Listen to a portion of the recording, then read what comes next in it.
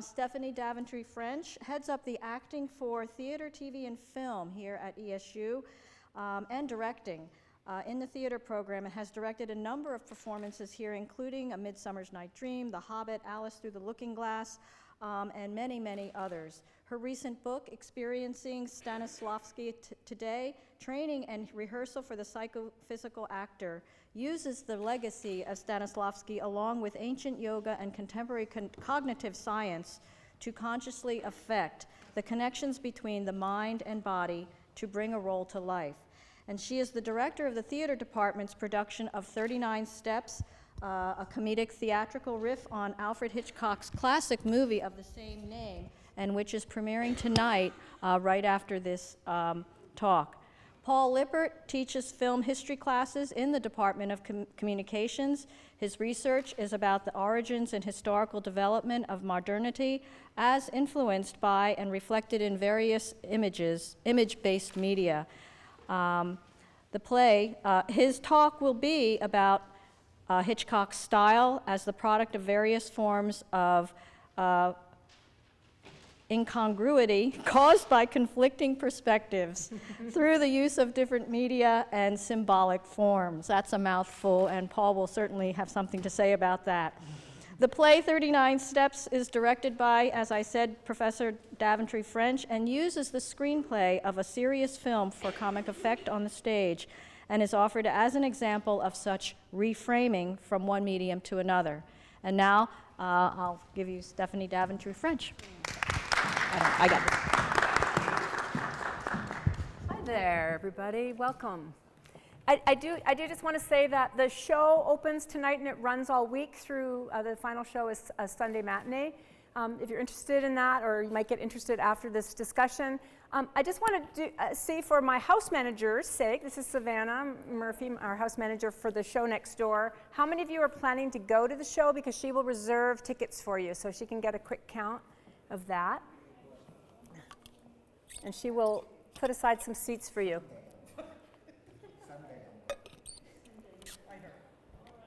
Did you get it? Okay, good, thank you. So we'll get started here. Thank you. We're just going to turn the lights down a bit so you can see the PowerPoint a little bit better. So I'm directing the show, 39 Steps. My expertise is, I do teach here acting for the camera, and I used to teach at a TV and film acting school in San Francisco, but my primary expertise is in the theater and as a theater director and actor.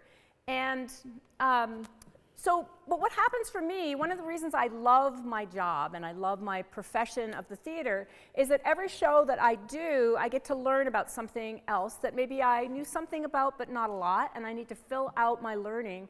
And so for me, for this show, since the 39 Steps is a spoof of Hitchcock particularly, it's based on both, let me just look at, it has a long chronology, but because it's based a lot on the Hitchcock and Hitchcock various movies, not just the 39 Steps, I did a lot of research into Hitchcock, but I did want to invite, and I had some conversations with Paul Lippert, who is an expert in film, and we talked about Hitchcock and we talked about film, and so I invited him to see if he might do this lecture with me tonight at the opening of the play.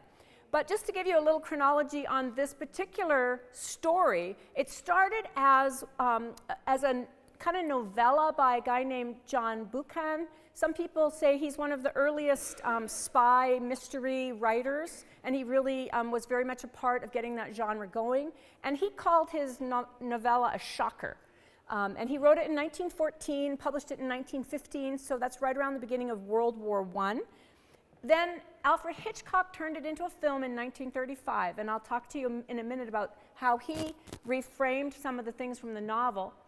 And then later, two theater artists named Nobby Diamond and Simon Corbell adapted from Hitchcock primarily, and somewhat from the book also, into a play, The 39 Steps.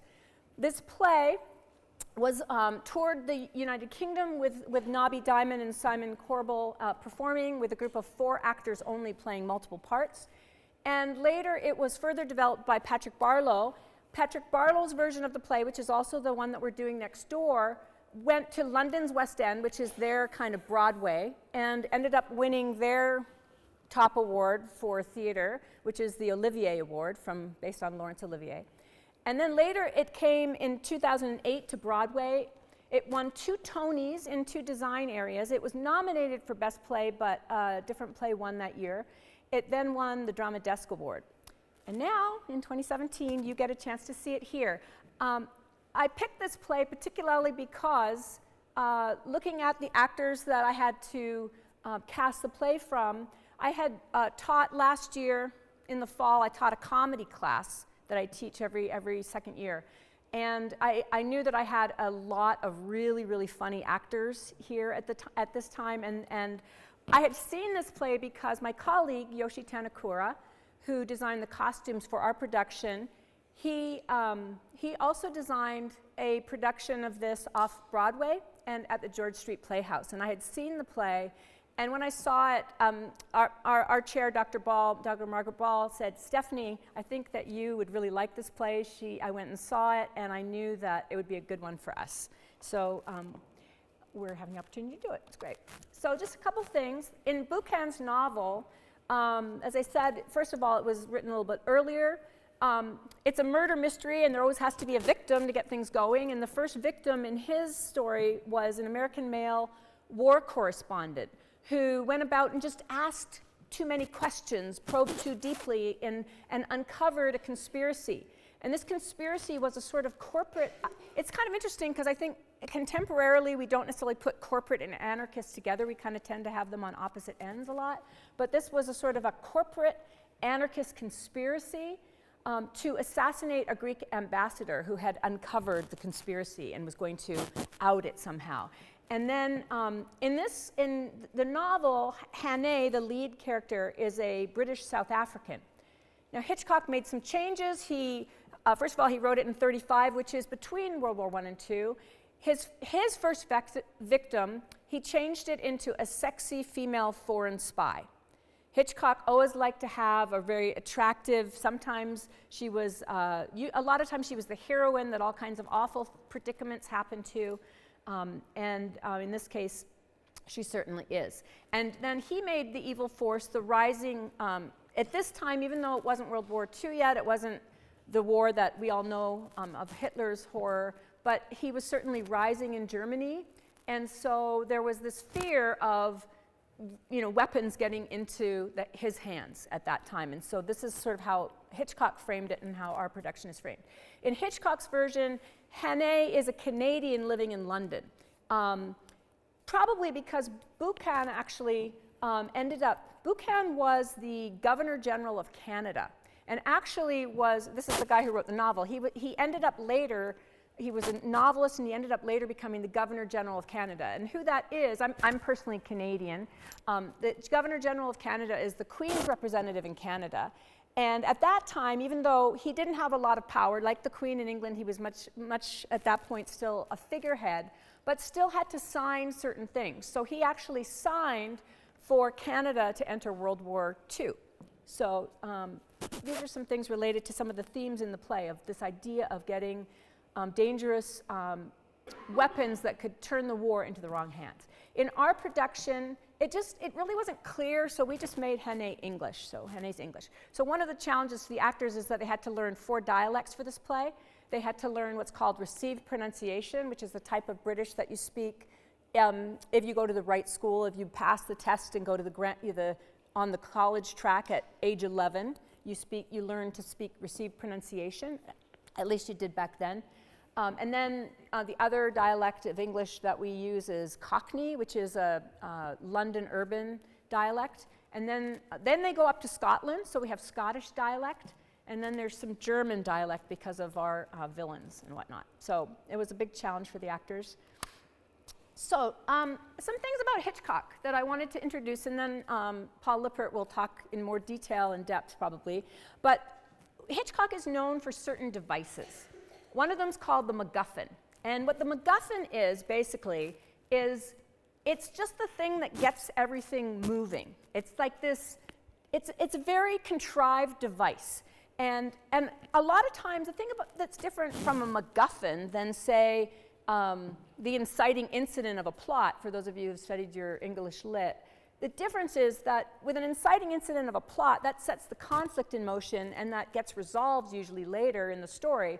But with a MacGuffin, it's just this device that gets things moving, but isn't necessarily even shown later in the movie, isn't resolved. So for example, in Notorious, which is a great film, and you'll see some more images from it coming up, they have this idea of uranium ore being smuggled in wine bottles. And again, it's about this important weaponized secret getting, weapons getting out of the country, and they're smuggled in wine bottles, and the villain is very sophisticated.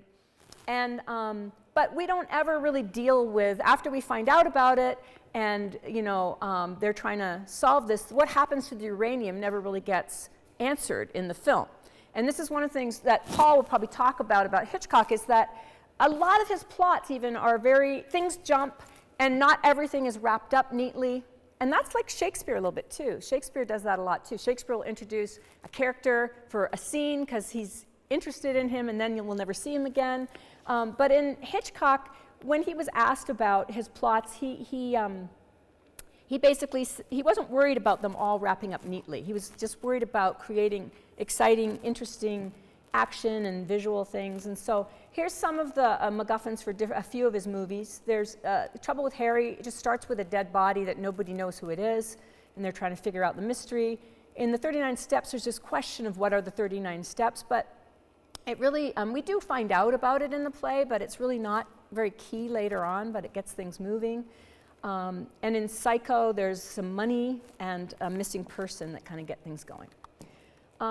So another device that Hitchcock has is the innocent man that's wrongly accused of a crime. And because he is wanted for a crime, he often has to go on the run. Certainly in 39 Steps, an innocent man is wrongly accused and is then pursued by both the villains and also the police, because they think that he's committed a murder. And this is true for many of these. This whole list of stories are just some of the ones that Hitchcock uses this particular device of the innocent man. He likes to have his hero not be somebody, both his heroes and villains in some ways, not extraordinary, exceptional.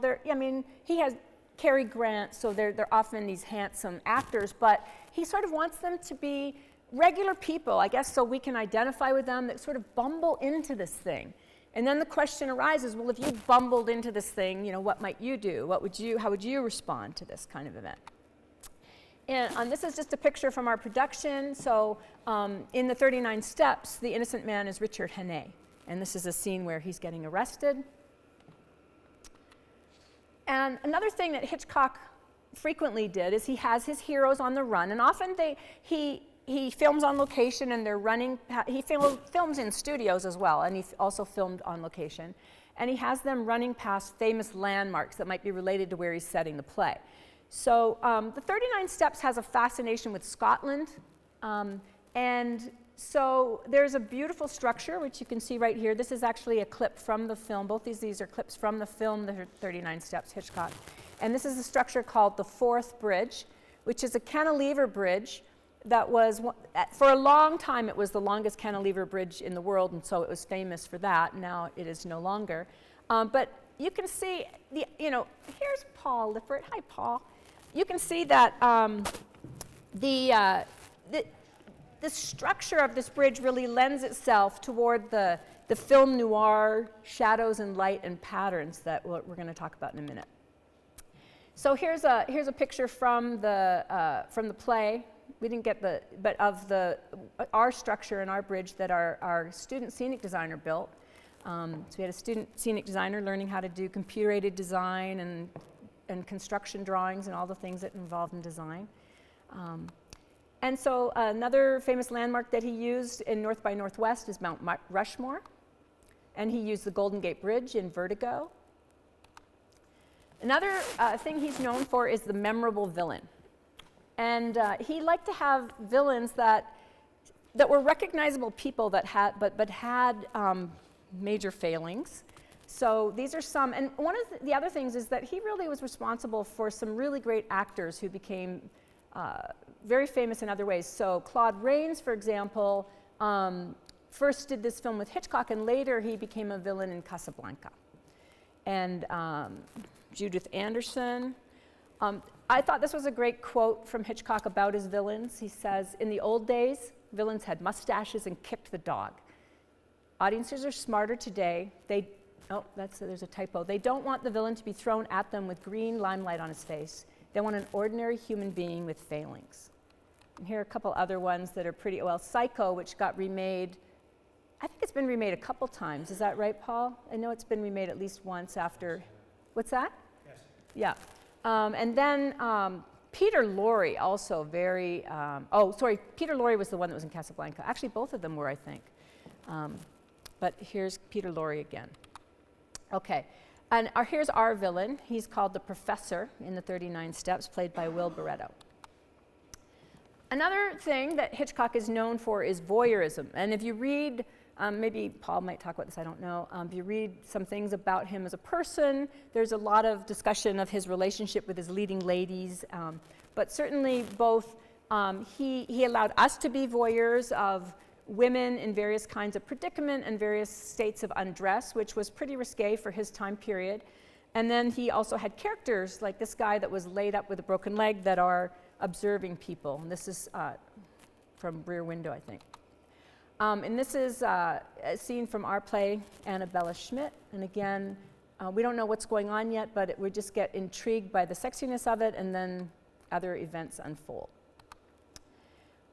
And then this device is really relevant, I think, to what Paul's going to talk about, and also very much to our play, which is that even though he was writing thrillers and Hitchcock is known as the master of suspense, he always threw comedy into most of his films, sort of as a bit of a comic relief, in the same way that Shakespeare threw comedy into his dramas and threw drama into his comedies. And it sort of provides a nice contrast and makes you appreciate the other more by the contrast. And Paul will talk more about how this lends itself to comedy, I think. So another thing, Hitchcock device, is the cameo or silhouette. So we've seen this a lot of times, and he used this for his, he did a TV show where he had the outline of a silhouette and then he would walk into it. He also had cameos in a lot of his films, and originally, when he first started out, the reason for this was because they just couldn't afford extras, so he would just jump into parts. But then later it became kind of expected that he was going to have either a silhouette or a cameo in every film, and you look for it. So tell me if this is going to step on your stuff too much. I was going to talk a little bit about the patterns and shadows, but if you're going to talk about... Go ahead, keep going. Okay, so another thing, and this is a couple of the styles. I think Paul's going to talk a little bit about surrealism, I think, yes? But one of the things that really was a big deal to us, as we were looking, one of the things that I asked the designers on my team to do, and that I also did while we were getting ready to design the scenery and the lighting and the costumes for our production, was that first of all, we watched a lot of Hitchcock films, but I also said to them, as you're watching, look at the frames, look at how he's setting up the images, and we're all watching on our computers and whatnot, so we just would, what I was doing was I would hit pause and I would take a photo with my phone, and then I would upload it to this Dropbox and say, look at this image, look at that image, and some things. So one of the things that caught my attention is in Notorious is a great film for some of the film noir stuff, and there's this scene where the villain enters, and first, for a long time before we see him, we see his shadow enter in a slit in the doorway. So that's one of the things you can look for if you come to 39 Steps. Another thing I really liked was this moment where the lead actress she's acting as a spy. She sort of got into it sort of in a sideways way, and she's asked to spy on this major criminal, but she does it by marrying him, which is a pretty big sacrifice. And at this point in the movie, well, I don't want to give it away, but something bad happens, and these two characters, one of whom has been her husband, the other her mother-in-law, turn into shadows. Another thing, so we have shadows is really big in his film noir stuff, and also we have patterns that are made sometimes with objects and sometimes with shadows. So he really likes threes. So you can see 3 bottles on the table, 3 teacups here. There's another scene I really liked from Notorious where he has 2 lamps inside the room leading to a lighthouse outside. So you get this line of 3 lamps, which I thought was really interesting. These are all images from, but you can see how how this is Ingrid Bergman, who was his leading lady in, I think, 3 films. And you can see how she's also got the patterns in her clothing.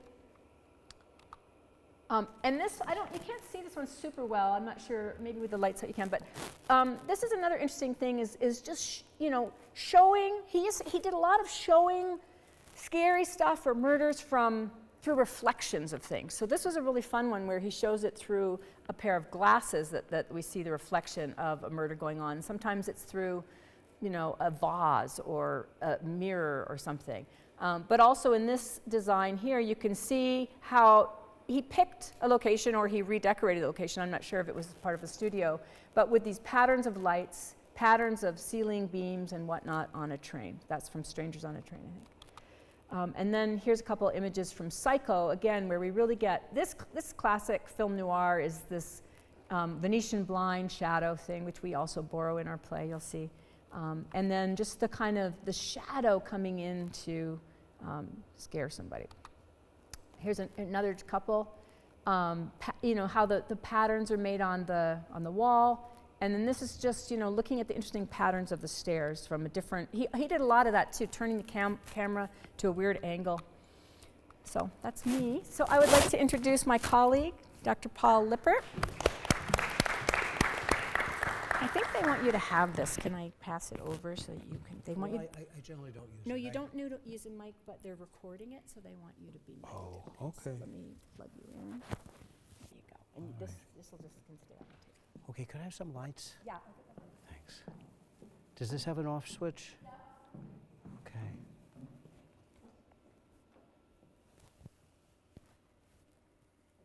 Hi, everybody. Thank you for being patient. I had another class that sort of impeded me from getting here. But thank you very much for asking me here to talk about Hitchcock. I think just the very fact that we're looking at a play which is based almost verbatim on the screenplay of a movie that was made in the mid-1930s is very symptomatic of the fact that we're living through a kind of a revival or even renaissance of appreciation for Alfred Hitchcock's work. Most conspicuous for, I think, for film people in the United States today is the fact that his movie Vertigo suddenly went from number 27 to number 1 on the American Film Institute's list of the top 100 films of ever. And if you realize that it pushed out Citizen Kane, which so far as I know has been number 1 since 1941, a movie that was made, how many years is that, about 80 years ago, right, has been considered number 1, and all of a sudden, from out of nowhere comes Hitchcock. This is a sign of a sudden resurgence of appreciation for him.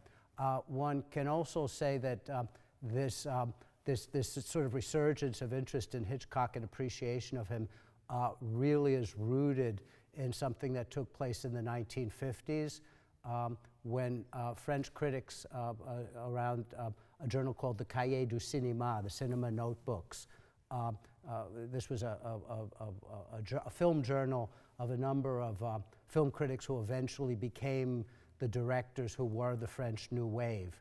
And one of the things that defined their style and defined their contribution to film theory was that they took a number of under-recognized American filmmakers, people who had been thought of as just Hollywood hacks, people who made mass entertainment, things like that, and really elevated the view that we have of these directors. Other directors in that category were John Ford and Howard Hawks.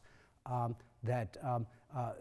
people who made some very artistic and very sort of highbrow kinds of movies really became very, very devoted and even reverent of the work of Hitchcock and certain other mass American directors. What I'd like to talk about is just what is that reevaluation based on what does this mean about our appreciation of film, and how does it hold a key to what it is that Hitchcock is really about. I mean, Stephanie's provided a lot of very good specific examples of it. I'm going to be talking about it in a little bit more general terms. To talk to people who had known about Hitchcock before the recent events have put him on the top of the list, but for people who never read Cahiers du Cinéma, which I'm forced to read in French myself, what people would say when you, just like when you ask about a musical, people say it's just entertainment or pure entertainment, as if entertainment was some sort of lowly characteristic. What people would always say about Hitchcock, sort of damning him with faint praise, would be to call him the master of suspense, with suspense being an undervalued cinematic experience. One of the things that people would sort of imply or even say is there weren't any big messages or profound themes in his movies. What really characterizes his movies is a kind of audience experience that sort of directs the audience attention, that keeps it riveted, that manipulates the emotions of the audience. But this was sort of seen as a kind of a means rather than an end, and something that was could sort of be undervalued as a kind of a technique rather than an authentic or laudable cinematic goal. But when we talk about this, the sort of technique over content evaluation of Hitchcock, sort of a better way of explaining it, what it is that's strong about him, is that he has a very strong cinematic style. And what that means is that in distinction to the theater, which traditionally has been a verbal medium, one can read a play and feel that one has a grasp of a play.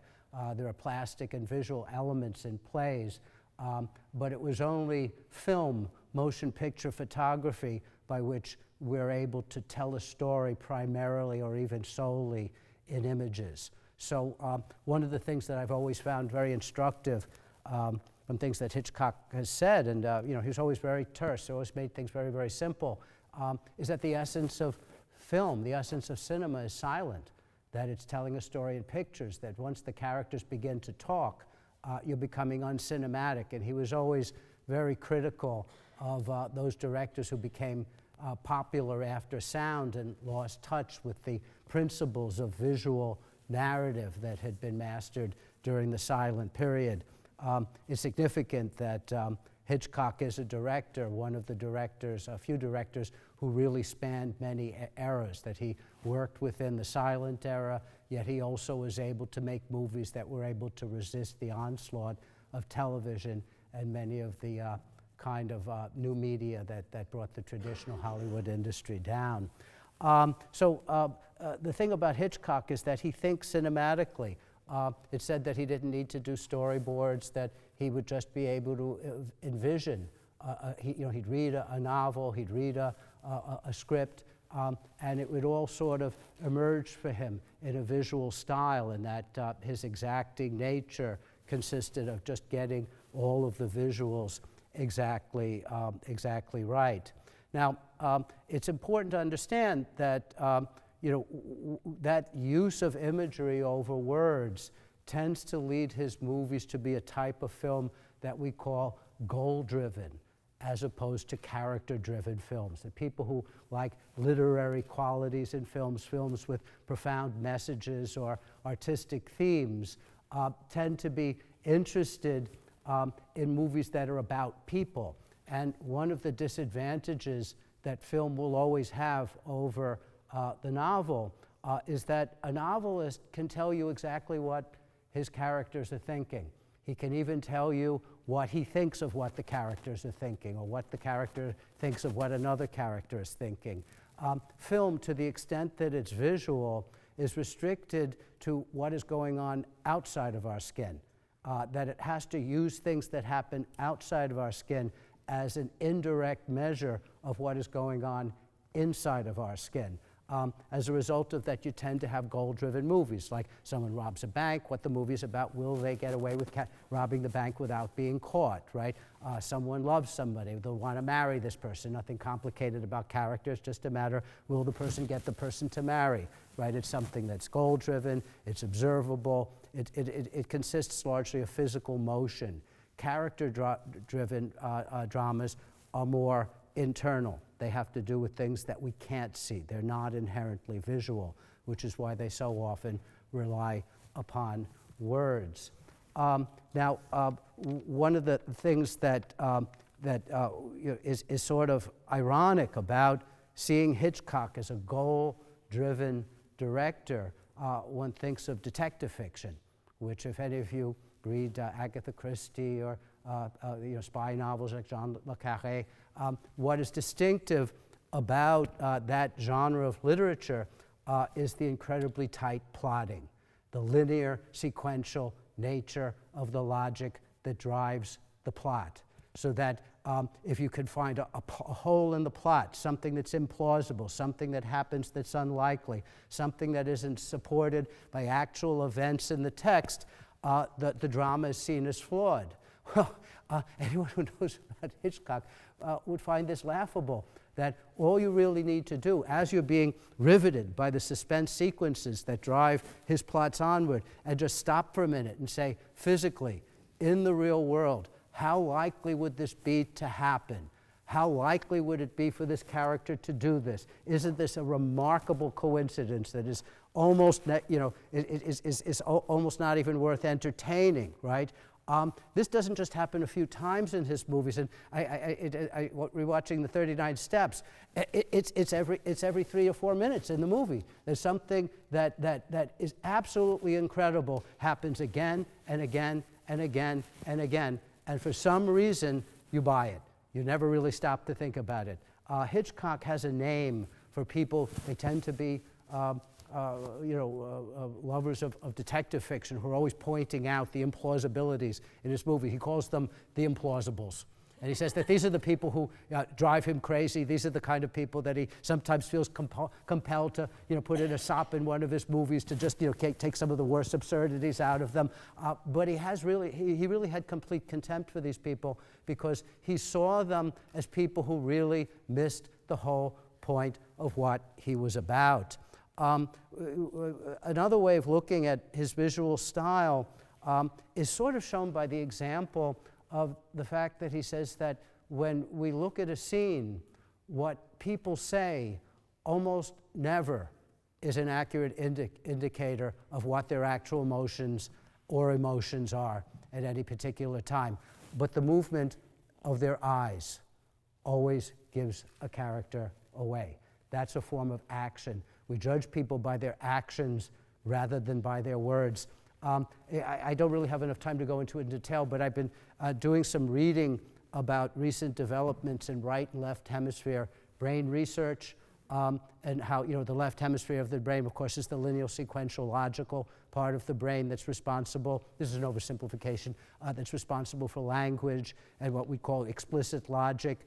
The right lobe of the brain is the one that's responsible for pattern recognition, for human empathy, for senses of emotional relationship between people, assessing one's place in a particular situation. Like if I had stage fright right now, it'd probably be my right brain that was impeding my left brain from being able to give a logical linear sequential lecture.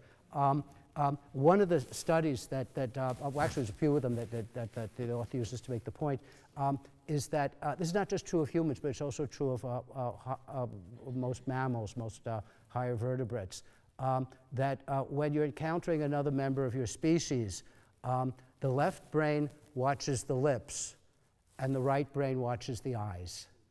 And that this is something that's instinctive. And obviously, there's always collaboration in any higher mental function between both lobes, and they rule each other out and do different things to each other. But the basic instinct is for that kind of thing. So if you think about that, what Hitchcock is basically appealing to is the right lobe of the brain that tends to be overruled by the logical, explicit, verbal part.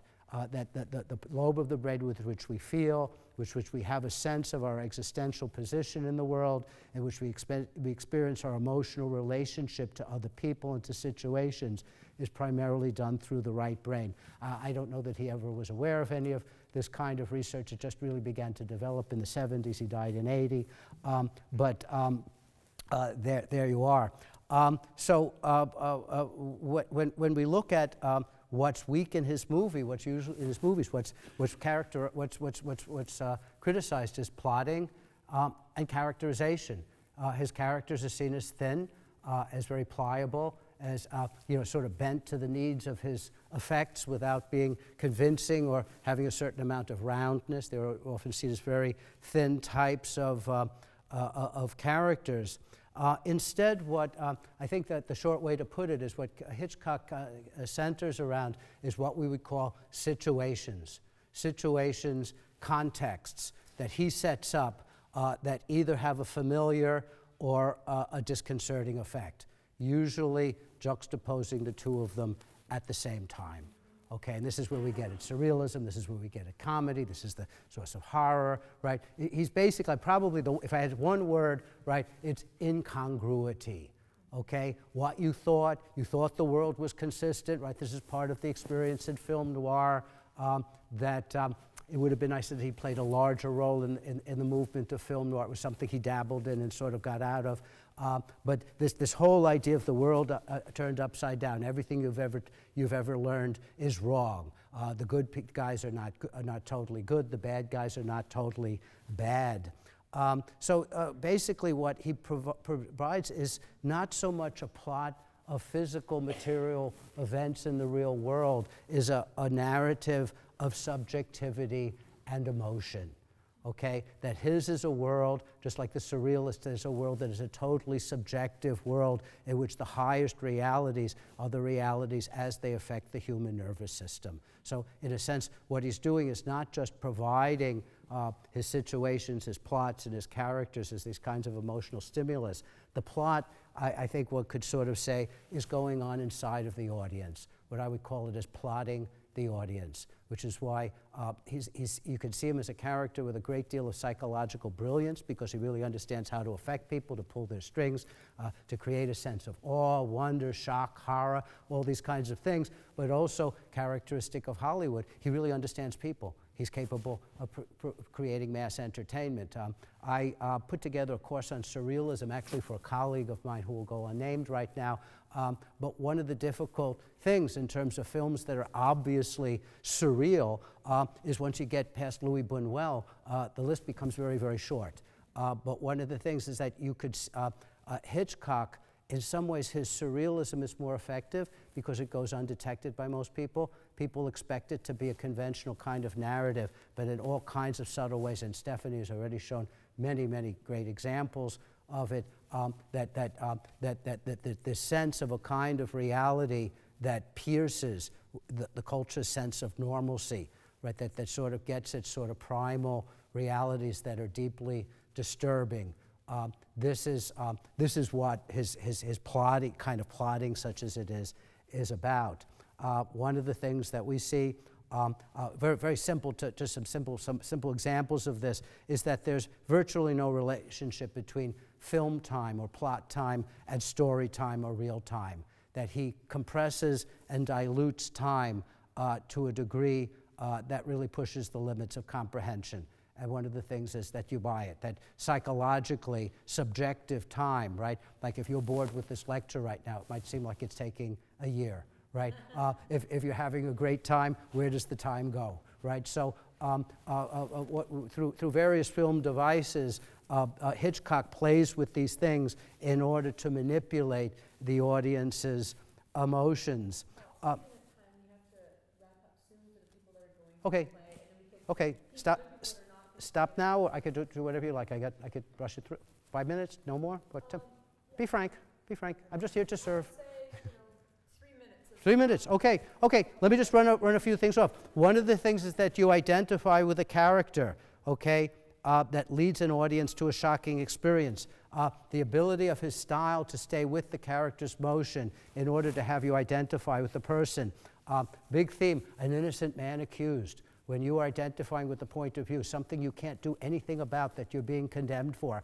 On the other hand, you have very, very sympathetic villains. I didn't want to interrupt, but Notorious is such a great example with the evil Nazi villain who's actually been led to kill, forced to kill by other Nazis, to kill the Ingrid Bergman character, undoubtedly loves Ingrid Bergman's character much more than Cary Grant, the good guy who's a member of the FBI who saves her. That he's willing to sacrifice his life for her, and Cary Grant isn't willing to sacrifice his decency for someone he feels is kind of promiscuous. So, yeah. So another thing is that he was very nutty about having realistic details, spending a lot of money on making things real, but that wasn't because he was committed to realism. What he did was not so much create reality, but to create familiarity, so as to violate it. So as to the idea when things, just when you feel that everything is natural, and then to very subtly have something like when someone is murdering someone and it seems like a lovemaking scene, instead of very, very subtle kinds of things that are being done. His use of rear screen projections to create a sense of two different dimensionalities within the same scene. His use of doubling, where two characters have a certain similarity to each other, yet in some ways are absolutely opposite in nature. His tongue-in-cheek attitude toward the horrific, which he sneaks in such a way as if it was just a perfectly natural thing to have. He sees the Trouble with Harry is I would say, a slightly perverse movie in that sense. So basically, these errors, this common characteristic of violating categories, taking two things that you thought were opposite and merging them into each other as this common component of surrealism, horror, dream, and comedy. What I would call it is that he is constantly creating anti-environments out of environments, which we don't have enough time to explain right now. But this is and that the use of media are often involved in this. That the transfer from one medium to another, the use of different media within the film, contrast what seems natural in one medium can seem absolutely unnatural in another medium, which is why I think that the play that you're about to see is really a work of genius in this, because again, it's taking essentially all the words of the movie and transporting them to another medium in which they're going to have very, very different effects, and you're going to notice different things than what you would have noticed in the movie. Thank you very much. Thank you for being patient.